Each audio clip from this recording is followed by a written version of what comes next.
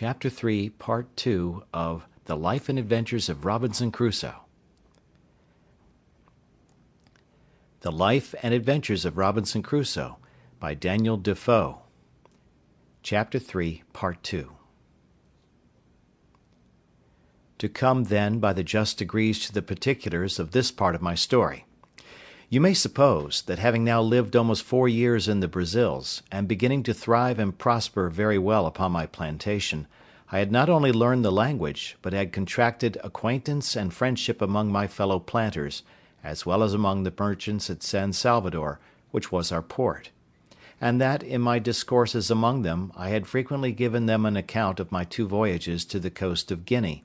the manner of trading with the negroes there, and how easy it was to purchase upon the coast for trifles, such as beads, toys, knives, scissors, hatchets, bits of glass, and the like, not only gold dust, guinea grains, elephants' teeth, etc., but negroes, for the service of the Brazils, in great numbers. They listened always very attentively to my discourses on these heads, but especially to that part which related to the buying of negroes, which was a trade at that time, not only far entered into, but, as far as it was, had been carried on by asientos, or permission of the kings of Spain and Portugal, and engrossed in the public stock, so that few negroes were bought, and these excessively dear. It happened, being in company with some merchants and planters of my acquaintance, and talking of those things very earnestly, 3 of them came to me next morning, and told me they had been musing very much upon what I had discoursed with them of the last night, and they came to make a secret proposal to me; and, after enjoining me to secrecy, they told me that they had a mind to fit out a ship to go to Guinea, that they had all plantations as well as I, and were straitened for nothing so much as servants; that as it was a trade that could not be carried on, because they could not publicly sell the negroes when they came home, so they desired to make but one voyage, to bring the negroes on shore privately, and divide them among their own plantations; and, in a word, the question was whether I would go their supercargo in the ship, to manage the trading part upon the coast of Guinea, and they offered me that I should have my equal share of the negroes, without providing any part of the stock. This was a fair proposal, it must be confessed, had it been made to any one that had not had a settlement and a plantation of his own to look after, which was in a fair way of coming to be very considerable, and with a good stock upon it. But for me, that was thus entered and established, and had nothing to do but to go on as I had begun, for 3 or 4 years more, and to have sent for the other £100 from England, and who in that time, and with that little addition, could scarce have failed of being worth 3 or 4 thousand pounds sterling, and that increasing too. For me to think of such a voyage was the most preposterous thing that ever man in such circumstances could be guilty of. But I, that was born to be my own destroyer, could no more resist the offer than I could restrain my first rambling designs when my father's good counsel was lost upon me. In a word, I told them I would go with all my heart, if they would undertake to look after my plantation in my absence, and would dispose of it to such as I should direct if I miscarried. This they all engaged to do, and entered into writings or covenants to do so, and I made a formal will, disposing of my plantation and effects in case of my death, making the captain of the ship that had saved my life, as before, my universal heir, but obliging him to dispose of my effects as I had directed in my will, one half of the produce being to himself, and the other to be shipped to England. In short, I took all possible caution to preserve my effects and to keep up my plantation. Had I used half as much prudence to have looked into my own interest, and have made a judgment of what I ought to have done and not to have done, I had certainly never gone away from so prosperous an undertaking, leaving all the probable views of a thriving circumstance, and gone upon a voyage to sea, attended with all its common hazards, to say nothing of the reasons I had to expect particular misfortunes to myself. But I was hurried on, and obeyed blindly the dictates of my fancy rather than my reason,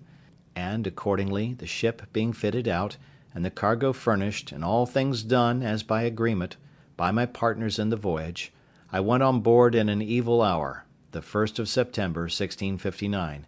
being the same day 8 years that I went from my father and mother at Hull, in order to act the rebel to their authority, and the fool to my own interests.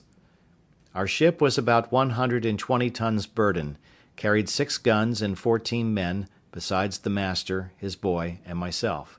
We had on board no large cargo of goods, except of such toys as were fit for our trade with the negroes, such as beads, bits of glass, shells, and other trifles, especially little looking-glasses, knives, scissors, hatchets, and the like.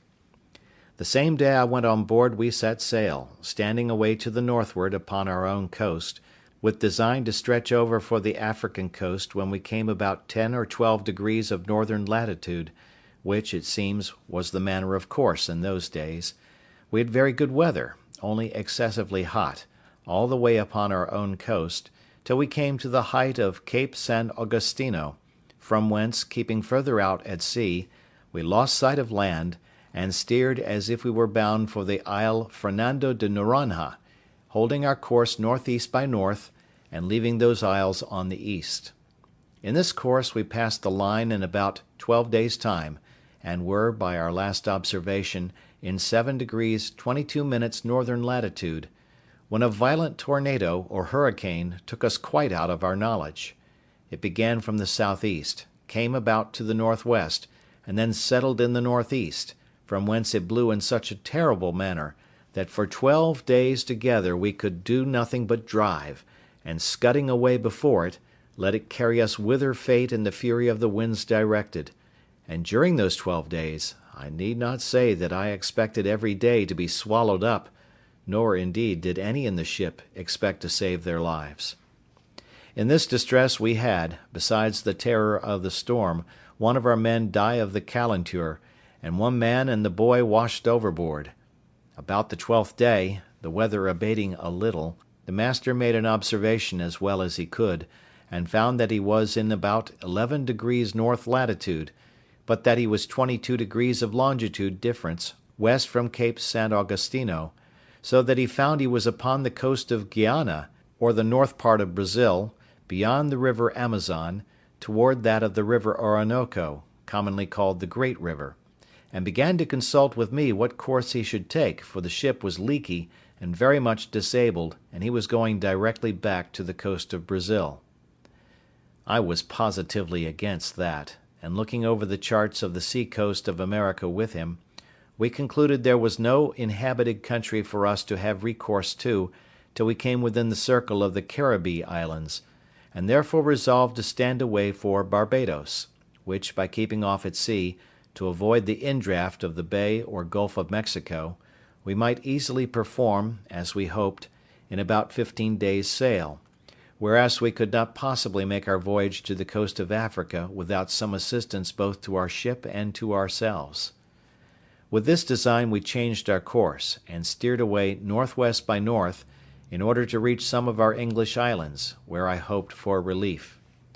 But our voyage was otherwise determined, for being in the latitude of 12 degrees 18 minutes, a second storm came upon us, which carried us away with the same impetuosity westward, and drove us so out of the way of all human commerce, that, had our lives been saved as to the sea, we were rather in danger of being devoured by savages than ever returning to our own country.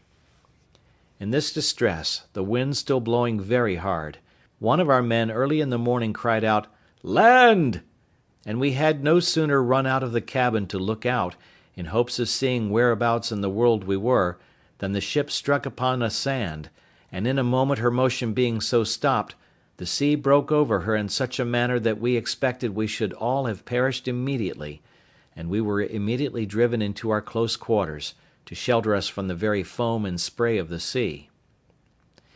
It is not easy for anyone who has not been in the like condition to describe or conceive the consternation of men in such circumstances. We knew nothing where we were, or upon what land it was we were driven, whether an island or the main, whether inhabited or not inhabited. As the rage of the wind was still great, though rather less than at first, we could not so much as hope to have the ship hold many minutes without breaking into pieces, unless the winds, by a kind of miracle, should turn immediately about. In a word, We sat looking upon one another, and expecting death every moment, and every man accordingly preparing for another world, for there was little or nothing more for us to do in this. That which was our present comfort, and all the comfort we had, was that, contrary to our expectation, the ship did not break yet, and that the master said the wind began to abate. Now, though we thought that the wind did a little abate, yet the ship having thus struck upon the sand, and sticking too fast for us to expect her getting off, we were in a dreadful condition indeed, and had nothing to do but to think of saving our lives as well as we could. We had a boat at our stern just before the storm, but she was first staved by dashing against the ship's rudder, and in the next place she broke away, and either sunk or was driven off to sea, so there was no hope from her. We had another boat on board, but how to get her off into the sea was a doubtful thing. However, there was no time to debate, for we fancied that the ship would break in pieces every minute, and some told us she was actually broken already.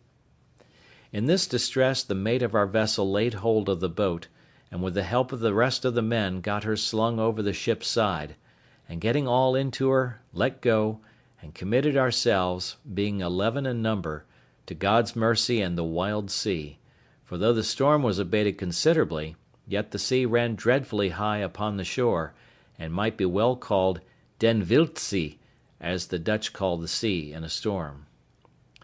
And now our case was very dismal indeed, for we all saw plainly that the sea went so high that the boat could not live, and that we should be inevitably drowned. As to making sail, we had none, nor if we had could we have done anything with it. So we worked at the oar towards the land, though with heavy hearts, like men going to execution, for we all knew that when the boat came near the shore, she would be dashed in 1,000 pieces by the breach of the sea. However, we committed our souls to God in the most earnest manner, and the wind driving us towards the shore, we hastened our destruction with our own hands, putting as well as we could towards land.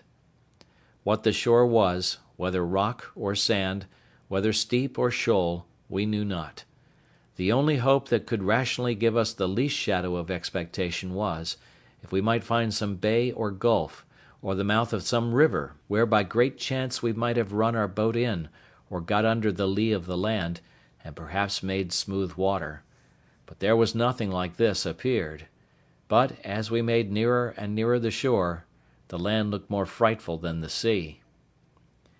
After we had rowed, or rather driven about 1.5 leagues, as we reckoned it, a raging wave, mountain-like, came rolling astern of us, and plainly bade us expect the coup de grace. It took us with such a fury that it overset the boat at once, and separating us as well from the boat as from one another, gave us no time to say, "O God!" for we were all swallowed up in a moment.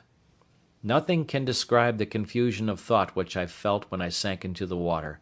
for though I swam very well, yet I could not deliver myself from the wave so as to draw breath, till that wave having driven me, or rather carried me, a vast way on towards the shore, and having spent itself, went back, and left me upon the land almost dry, but half dead with the water I took in. I had so much presence of mind, as well as breath left, that seeing myself nearer the mainland than I expected, I got upon my feet, and endeavoured to make on towards the land as fast as I could, before another wave should return and take me up again. But I soon found it was impossible to avoid it, for I saw the sea come after me as high as a great hill, and as furious as an enemy, which I had no means or strength to contend with. My business was to hold my breath, and raise myself upon the water if I could, and so, by swimming, to preserve my breathing, and pilot myself towards the shore, if possible, my greatest concern now being that the sea, as it would carry me a great way towards the shore when it came on, might not carry me back again with it when it gave back towards the sea. The wave that came upon me again buried me at once 20 or 30 feet deep in its own body, and I could feel myself carried with a mighty force and swiftness towards the shore, a very great way, but I held my breath, and assisted myself to swim still forward with all my might. I was ready to burst with holding my breath, But as I felt myself rising up, so to my immediate relief I found my head and hands shoot out above the surface of the water, and though it was not 2 seconds of time that I could keep myself so, yet it relieved me greatly, gave me breath and new courage. I was covered again with water a good while, but not so long but I held it out, and finding the water had spent itself, and began to return, I struck forward against the return of the waves, and felt ground again with my feet. I stood still a few moments to recover breath, until the waters went from me, and then took to my heels and ran with what strength I had further towards the shore. But neither would this deliver me from the fury of the sea, which came pouring in after me again, and twice more I was lifted up by the waves and carried forward as before, the shore being very flat. The last time of these two had well nigh been fatal to me, for the sea having hurried me along as before, landed me, or rather dashed me, against a piece of rock, and that with such force that it left me senseless, and indeed helpless, as to my own deliverance, for the blow taking my side and breast beat the breath as it were quite out of my body, and had it returned again immediately, I must have been strangled in the water. But I recovered a little before the return of the waves, and seeing I should be covered again with the water, I resolved to hold fast by a piece of the rock, and so to hold my breath, if possible, till the wave went back. Now, as the waves were not so high as at first, being nearer land, I held my hold till the wave abated, and then fetched another run, which brought me so near the shore that the next wave, though it went over me, yet did not so swallow me up as to carry me away, and the next run I took, I got to the mainland,